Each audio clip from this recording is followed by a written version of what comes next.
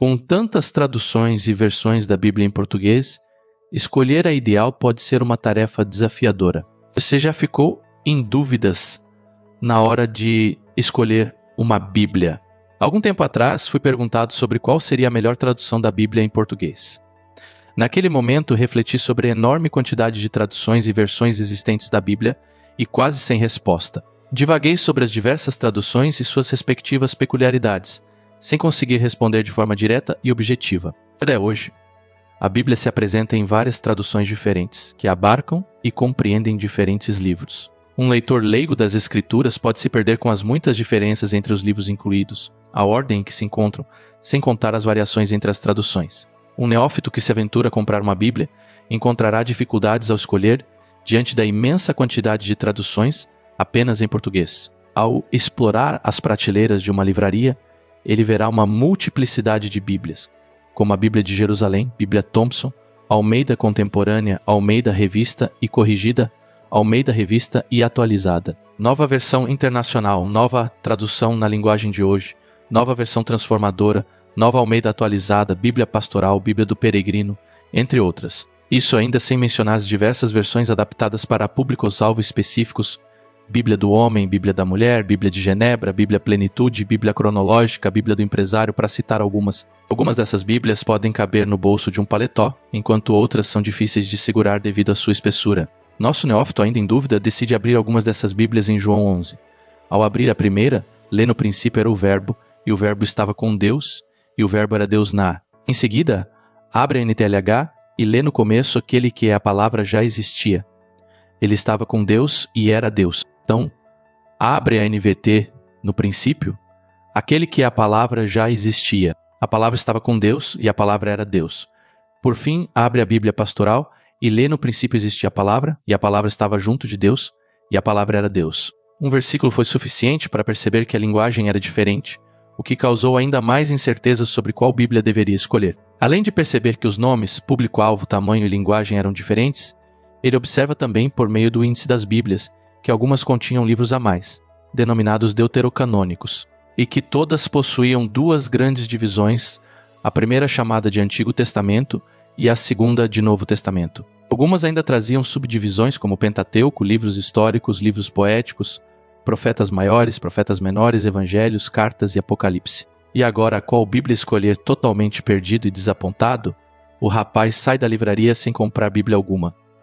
Este texto tem como objetivo tirar as dúvidas desse nosso amigo neófito, frustrado por não ter conseguido sequer comprar uma Bíblia. Para isso, serão verificadas questões cruciais sobre a história da interpretação do texto bíblico, visando a um entendimento mais geral da Bíblia. Buscar-se-á responder às perguntas como e quando surgiram as Escrituras, por que algumas Bíblias têm mais livros do que outras, por que as traduções são diferentes. A Bíblia sempre esteve escrita em forma de livro. Como podemos saber se as traduções que possuímos são críveis e confiáveis? E como chegamos a ter tantas traduções bíblicas para isso? Analisaremos a história do texto bíblico, começando com uma introdução ao Antigo Testamento e seu processo formativo. A Bíblia não caiu do céu em forma de livro encadernado, com divisões de livros, capítulos e versículos, embora muitas pessoas possam pensar dessa forma. Se não foi assim que a Bíblia surgiu, como se deu o seu surgimento, o termo Bíblia é derivado do latim e significa literalmente livros ou biblioteca. De acordo com F.F. Bruce, teólogo renomado, a primeira vez que temos a menção deste termo com referência às Sagradas Escrituras ocorre em 2 Clemente 142, por volta de 150 d.C., que diz: os livros e os apóstolos declaram que a Igreja sempre existiram desde o princípio. A referência aos livros é comum também dentro da própria Bíblia, utilizando sinônimos como escritos ou escrituras. Temos múltiplas referências a textos que já eram considerados sagrados. Disse Jesus aos discípulos: nunca lestes nas Escrituras. Pedro afirma que toda a Escritura é inspirada por Deus. Paulo também faz referência às Sagradas Escrituras. No Antigo Testamento, Daniel refere aos livros que revelavam as profecias de Jeremias, já indicando que em sua época havia uma coleção do profeta. Como veremos, não é possível entender essas citações às Escrituras como menção aos livros que temos atualmente. Contudo, já no primeiro século, no tempo de Jesus, havia um corpo de textos já considerado sagrado. Cabe, inicialmente, ressaltar questões gerais com respeito à Bíblia que possuímos hoje, antes de adentrar nas questões históricas da interpretação e canonização das Escrituras.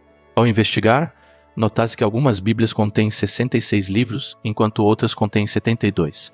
Essa diferença se dá devido ao texto base da tradução em questão. Em geral, as principais diferenças ocorrem no Antigo Testamento.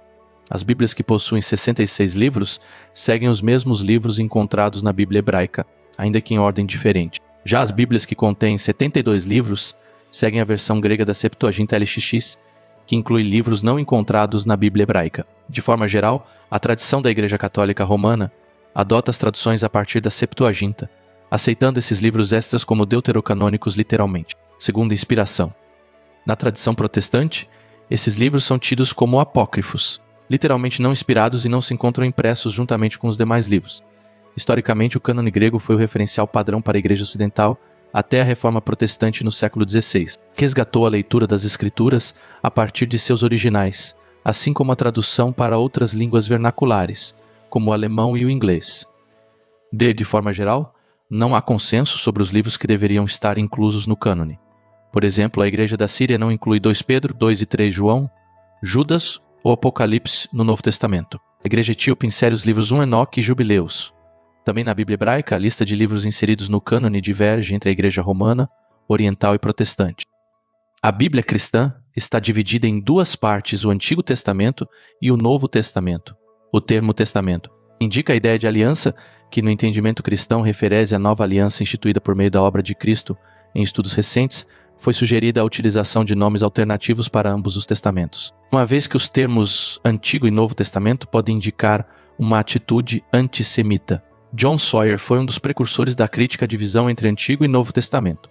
Segundo ele, um momento de reflexão irá mostrar o quão prejudicial pode ser, em todos os níveis literário, teológico, político. A divisão tradicional da Bíblia cristã entre Antigo Testamento e Novo Testamento, ela implica uma comparação injusta entre ambas as partes.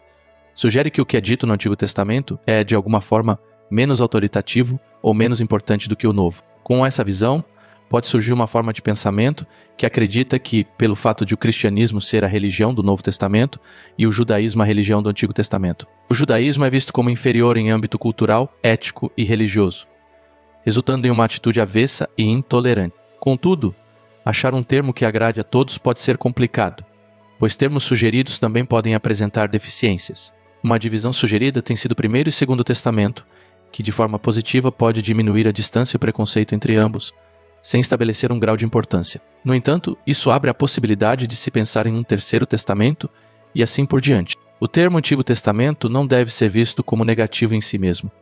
Ele estabelece um arcabouço interpretativo. O Novo Testamento existe em continuidade e ruptura com o Antigo, criando um novo conceito de escritura a partir da obra redentora de Cristo. No final das contas, a melhor tradução da Bíblia não tem uma resposta única que sirva para todos, ela depende das necessidades do leitor. Algumas traduções, como a Nova Tradução na Linguagem de Hoje em TLH, oferecem uma mensagem mais clara e acessível, tornando-os ideais para leitura pública ou devoção pessoal. Outras, como a Almeida Revista Atualizada Ara ou a Bíblia de Jerusalém BJ, fornecem uma tradução mais literal e precisa do texto, o que pode ser inestimável para estudos aprofundados e reflexões teológicas. A escolha da Bíblia deve estar alinhada ao propósito para o qual ela será utilizada, garantindo que a palavra de Deus seja tanto compreendida quanto impactante na vida do leitor.